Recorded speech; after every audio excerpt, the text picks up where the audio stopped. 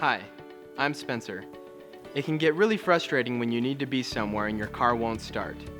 There are several possible reasons your engine is having issues turning over. The battery might be dead or have battery corrosion. You may have a bad ignition switch or bad starter connection.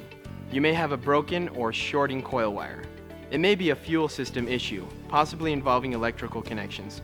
Other fuel issues include a clogged fuel filter or an issue with your fuel pump and relay.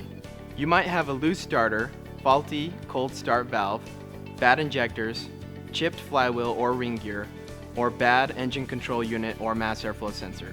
Your best bet at solving the problem is taking it into your nearest service station and having the car diagnosed and set straight, so you don't have to worry about whether or not your car needs a jump start in the morning.